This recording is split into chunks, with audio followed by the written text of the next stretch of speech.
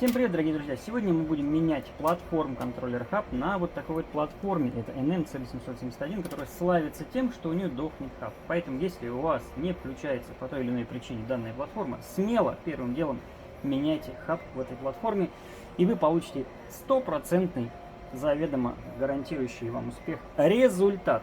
Меняем мы это в моднейших перчатках, потому что сейчас так модно. Если вы не будете делать это в перчатках, как и известные фудблогеры, вас просто не поймут.